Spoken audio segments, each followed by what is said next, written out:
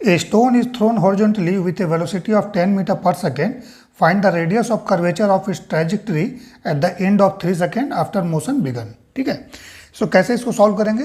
सो देखिए, एक स्टोन है जिसको हॉरिजॉन्टली थ्रो किया गया, ठीक है। सो जब हॉरिजॉन्टली थ्रो करेंगे, मान लीजिए इसका वेलोसिटी गिवन है v = 10 मीटर पर सेकेंड, ठीक है। सो 3 सेकेंड के बाद इसका रेडियस ऑफ कर्वेचर निकालना है। जिस पाथ को ये फॉलो करेगा उसका रेडियस ऑफ कर्वेचर हम लोगों को निकालना है, ठीक है। सो ये मोशन कैसा है? ये मोशन जो है ये प्रोजेक्टाइल मोशन है, दैट इज अंडर ग्रेविटी, ठीक है। ये प्रोजेक्टाइल मोशन है, ठीक है ना। सो प्रोजेक्टाइल मोशन में हम लोगों को पता होना चाहिए कि जो पाथ फॉलो होता है that is parabolic in nature, ठीक है। पैराबोलिक होता है, या हम लोग बोल सकते हैं जो कर्व है वो पैराबोला होता है, ठीक है। सो इस तरह का कुछ कर्व यहाँ पर ऐसा कुछ बनेगा, ठीक है ना।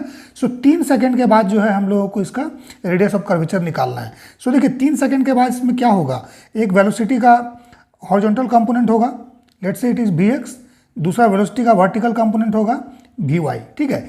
यहाँ पर सिर्फ और सिर्फ हॉरिजॉन्टल वेलोसिटी है, ठीक है। So initial horizontal velocity is 10 meter per second, but यहाँ पर जो है हॉरिजॉन्टल वेलोसिटी vx से हम लोग को निकालना पड़ेगा, डिस्कस करेंगे, ठीक है। यहाँ पर वर्टिकल कंपोनेंट ऑफ वेलोसिटी जो है दैट इज vy इनिशियल अगर बोलिएगा तो ये 0 है, ठीक है। लेकिन ड्यू टू ग्रेविटी क्या होगा, v = u + gt, motion under gravity है। सो इनिशियल वेलोसिटी 0 होने के कारण भी due to this acceleration due to gravity इसका वेलोसिटी 0 से धीरे धीरे बढ़ेगा और यहाँ पर vy जो है ये कुछ डेवलप हो जाएगा, ठीक है। सो ये vy हम लोगों को निकालना पड़ेगा from this equation. Then further x direction में this is x, okay, and this is y, ठीक है। सो x डायरेक्शन में कोई भी एक्सेलरेशन नहीं है, ठीक है। सो x डायरेक्शन में अगर एक्सेलरेशन नहीं है तो ये वेलोसिटी क्या होगा, कांस्टेंट ही रहेगा। इसी फॉर्मूला में देख लीजिए, अगर हम लोग बोलेंगे vx = तो v + at, so acceleration is 0, that mean vx जो है ये v ही होगा, ठीक है।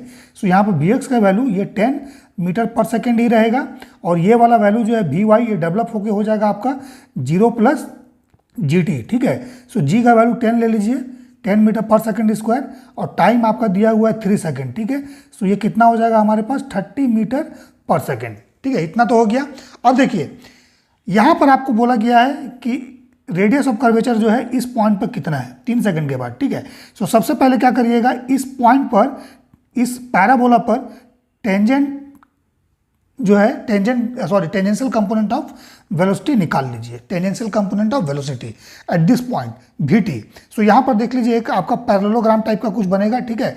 सो ये अगर मान लीजिए इसको आपने माना है रिजल्टेंट कंपोनेंट, ठीक है। सो इस तरह का कुछ बनेगा यहाँ पर, ठीक है। सो ये vy है तो ये कंपोनेंट भी vy होगा और ये हॉरिजॉन्टल कंपोनेंट है तो यहाँ पर एक ट्राइंगल टाइप का आपका बनेगा। सो जो रिजल्टेंट वेलोसिटी होगा vz या vt हम लोग बोल रहे हैं यहाँ पर tangential, so that is vx² + vy², ये इस तरह से होगा। सो इस vt का वैल्यू हम लोगों को निकाल लेना है। सो vt का वैल्यू क्या हो जाएगा, √10 का स्क्वायर + 30 का स्क्वायर। सो ये हो गया √100 + 900 दैट इज √1000, ठीक है। सो 1000 का रूट निकालेंगे, सो 10√10 मीटर पर सेकेंड ये हमारे पास आ जाएगा, ठीक है।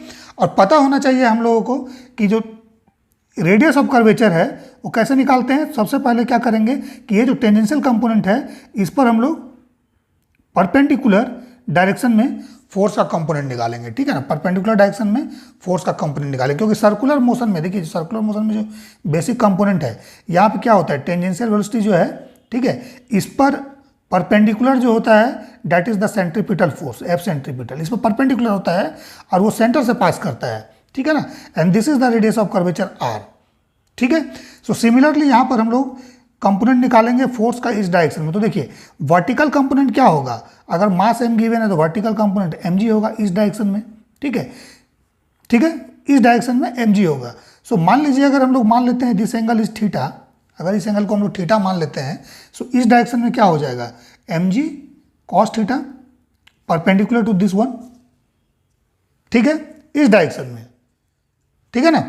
सो यहाँ पर जो एक्सलेशन का कंपोनेंट है वो क्या होगा आपका परपेंडिकुलर कंपोनेंट ऑफ एक्सलेशन, मैं यहाँ लिख देता हूँ a perpendicular that is equal to g cos theta, यही ना होगा, mg cos थीटा में m से डिवाइड कर दो तो g cos थीटा होगा, ठीक है ना। सो g cos थीटा का अगर वैल्यू निकालना है, सो ये कैसे हम लोग निकालेंगे। सो देखिए यहाँ पर जो ट्रायंगल जो हमारा बना है इसमें ये वाला एंगल कितना होगा।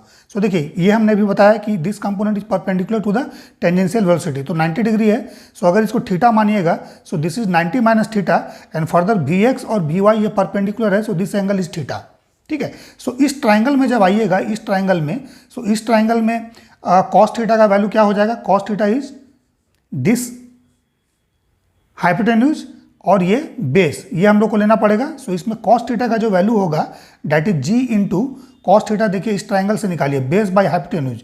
सो बेस क्या है, Vx है, और हाइपोटेन्यूज जो है ये आपका Vt हो जाएगा।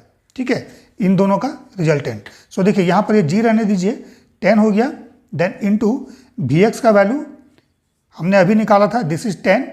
ठीक है, डिवाइड बाई 10√10 Vt, यही है।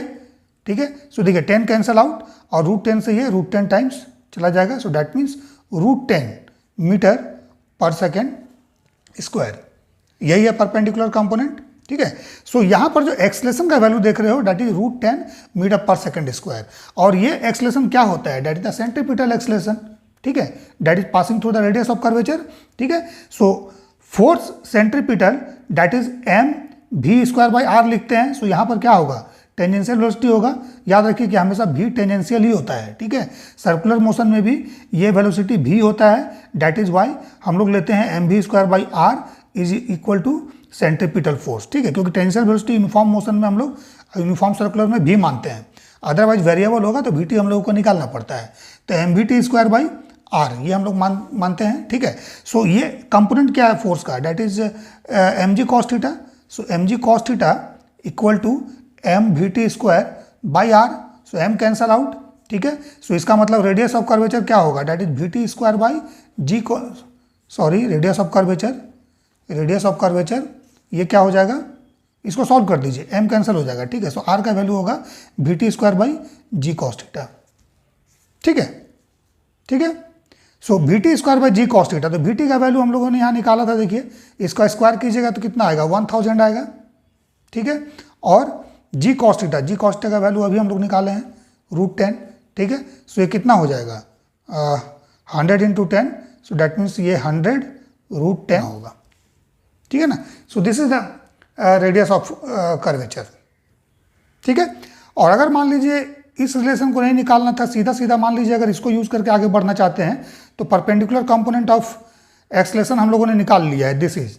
ठीक है, सो ये जब g cos थीटा हम लोग निकाल लिए हैं, तो यहाँ पर जो एक्सलेशन होता है that is the normal component या रेडियल कंपोनेंट या परपेंडिकुलर कंपोनेंट, वो v²/r ही होता है। ठीक है, सो यहाँ सीधा सीधा हम लोग लिख सकते थे g cos theta equal to vt²/r।